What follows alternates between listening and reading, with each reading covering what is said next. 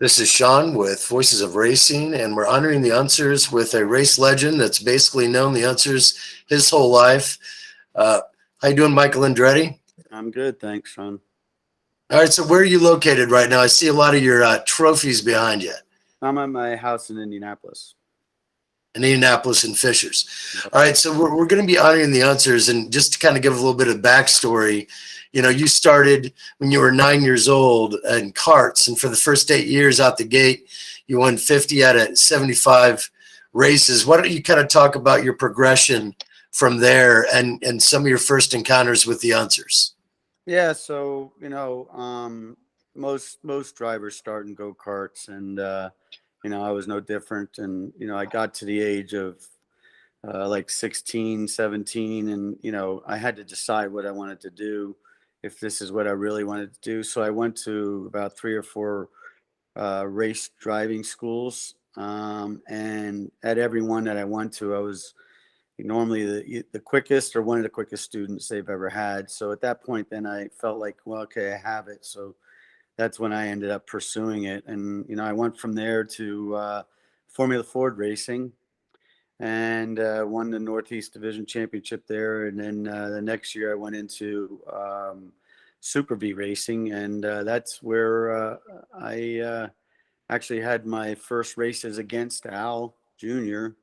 In fact, I think the first one was a Super V race at Michigan, because I ran the last three races of '81 in Michigan, and so I was able to race against Al in those races. So it was the first time we ever raced together, and then he went on to go to Can-Am cars and after Super V's, and I went on to do Formula Atlantics, and so we didn't really race against each other until we got back in the Indy cars.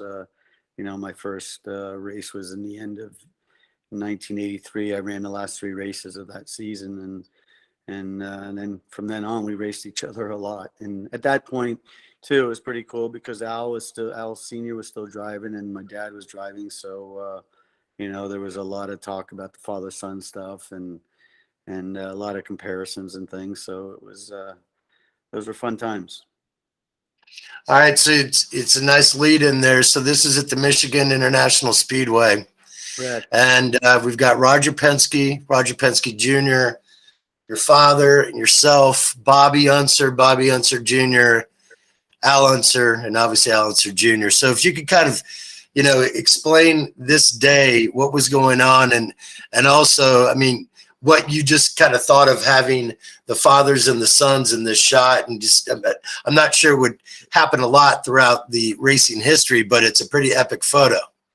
Yeah, it really is, because I think that's the first time that you've had that many second generation guys in one race, and the fathers were racing as well this weekend. So it was a pretty unique thing that went on there. It was pretty cool. I remember, racing there for the first time. There was a lot of eyes on us, and yeah, it was very interesting times, and it was fun times. All right, so if you could just kind of describe Roger Penske, just your interactions with him over the years, and also his son, Roger Penske Jr. Well, Roger, I've known for many, many years. My father drove for him in the mid to late '70s, and so I got to know him when I was pretty young.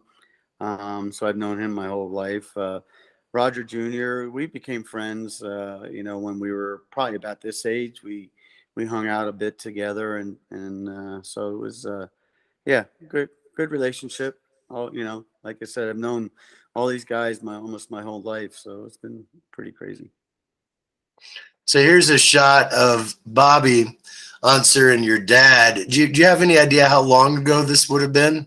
Looking at the car behind him, I think it looks like 1968, I believe, and I think actually that's the year. I think, if I'm not mistaken, I think that's when Bobby won his one of his races at the 500. But remember, Dad was on pole at the 500.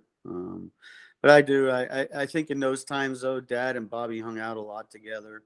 They even did a Formula One race, if I'm not mistaken, together. And, you know, so Bobby was a prankster. I remember a lot when I was a kid, them pulling pranks on each other and things like that. You know, but yeah, they did a lot together at that in the late '60s, early '70s.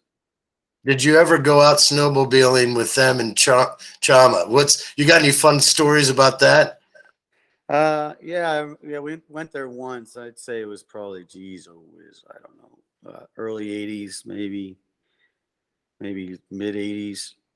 Um, and yeah, you know, it was a lot of fun out there. I remember there was a ton of snow, and for some reason I end up in the back of the line, you know, when we were going trailing, and all I did was work my butt off digging people out all day long. That's all I remember about Chama. I was so beat just because I was digging people out that were getting stuck because the snow was so deep.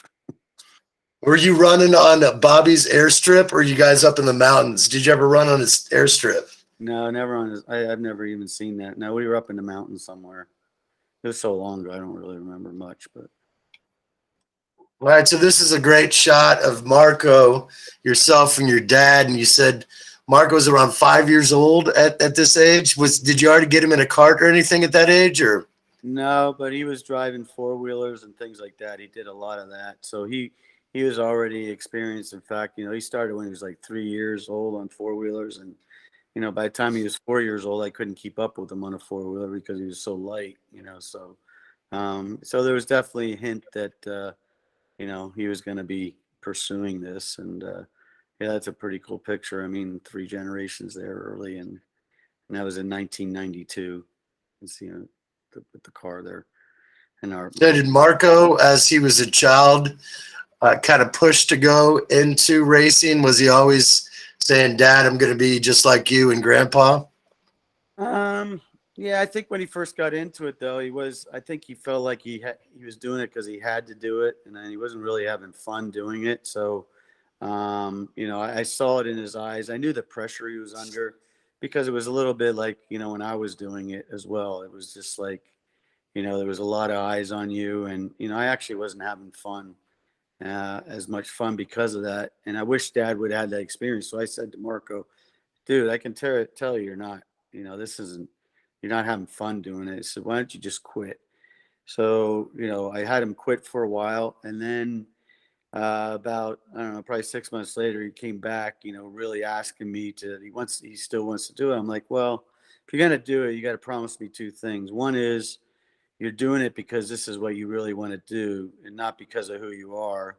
And two is, you know, you got to have fun doing it, you know. And you know, once I think I put that on him and it took that pressure off, then he's like, yeah, I want to do it. And then at that time, and then from then on, you know, he went for it. And you know, he had a different feeling going about doing it. You know, I think it was a good experience for him getting out and then getting back in. And then also, you know, me having that experience, I think helped him a little bit, you know, because unfortunately Dad didn't go through that. So he didn't know, you know, how to handle it with me because it was all new to him as well.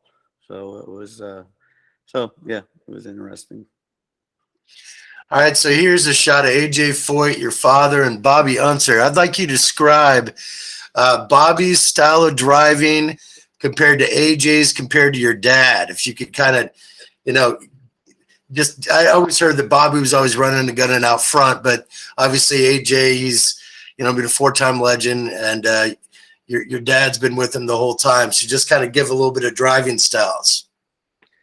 Oh God, I don't know. I mean, you know, unfortunately, when I raced AJ, you know, if you talking about from my own experience, you know, he was coming to the end of his career, and you know, at that point, you know, he wasn't on top of his game. But you know, talking to Dad, you know, when you talk to Dad, he has more respect for AJ than I think anybody that he's ever driven against. You know, I think he always felt like he was just really tough. He was a really good driver, and you know, unfortunately, I never got to drive against Bobby. He had retired before I got there. And you know, Dad's style is, you know, he's more, you know, go for it. You know, when he goes out in practice, he's pushing as hard as he can from the first lap he's out there, and you know, that's just the way he's always done it. And and that's a lot of the way I think, myself and him are alike, where we, pushed hard all the time. Whereas, somebody like Al paced himself probably a little bit more, and definitely Al Senior. He was more a guy that paced himself, and you'd see him at the beginning of the year, in the beginning of the race, and you don't think he's going to be anywhere. Next thing you know, he's on the podium, and it's like, how the heck did he even get there? So anytime that I raced against him and I was running with him, somehow, we start the race, we're mid pack, and next thing we're racing for second or third at the end of the race. So I learned a lot about pacing myself a little bit, with Al, the way he approached races, and and I think Al Jr. was a little bit the same way as his dad.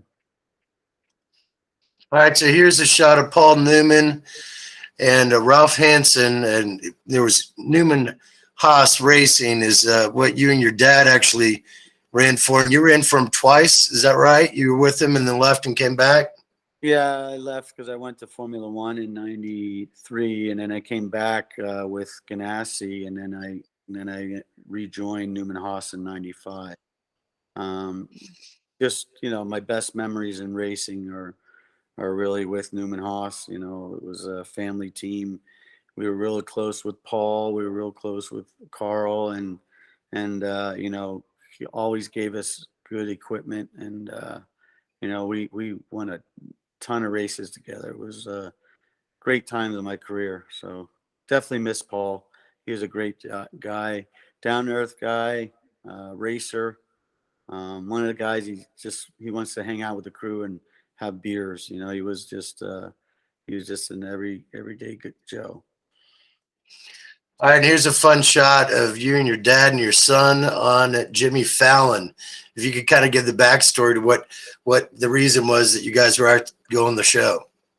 Yeah, we were on the show because this was for my dad's 50th anniversary of his win. We did a retro of his car with Marco. It was the SDP colored car, and so we went with that, and so that's why we were invited on the show to talk about that. And having the three generations there, and having the Borg Warner there as well. That's pretty great. All right, so here's this. You said this was your last race at Indy, Right. and here's Al Jr. So if you could just kind of just talk some situations that over the years that you've really been able to have a great time with Al off the track as well. Like where are some good bonding moments and situations that you guys have been able to share some great experiences together? I think we bonded automatically because I think we came up in the same time, the same era. We both had the same pressures of being the son of, and so there's a lot of things we really were able to relate to. And Al was always 1 year ahead of me because he was older, and it was like I was following his path almost up to the big time cars. And when it came to racing, he was probably my favorite competitor to race against.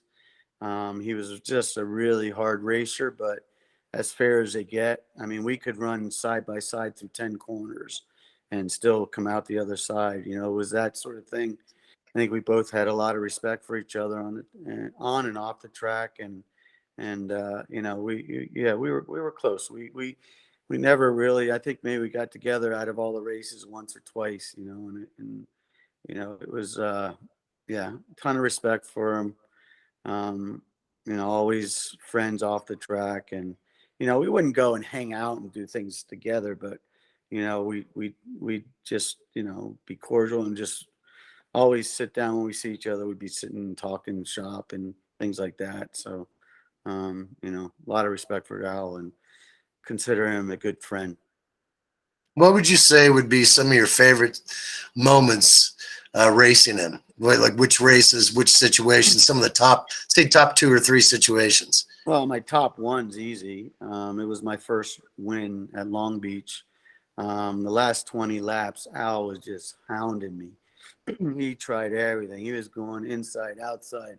He was all over me, and and I was able to hold him off. And, as it ended up, that was his best racetrack that he ever drove at. And, to beat him there in my first race, he actually made it even that much more special because of the way I won my first race. So I think when it comes to memories, that's the big one that really sticks out. Was there any other ones, maybe even at Indy or just in the Midwest, that you want to speak of? I don't know. I mean, there's just so many. I don't know. I mean, I know 89, I think we were racing each other hard up front all day long. And then unfortunately my engine broke, and then he ended up going battling with Emerson Fittipaldi, and then they ended up crashing together and Emerson won. Yeah, we've had a lot of races. I mean, I can't, the one that it sticks out obviously is that one because it was my first one. But we had a lot of firsts and seconds together. Going for championships together. I mean, there's just too many to mention. Okay. Well, I really appreciate your time, but I'd like for you, if there's any inside joke or anything you'd like to say directly to Al for his 60th birthday, this is your chance, and have at it. The only thing I could say is you beat me again. You're 60 before me, which actually on this one, you can have that win. All right. Well, I really appreciate your time, Michael. You are a race legend yourself, and it's been an honor to be able to conduct this Unser Memories interview. If you could just stay on the line, I'm going to close this one out, and I thank you for your time and what you've done for the sport. Thank you. Thank you, Sean. You got it.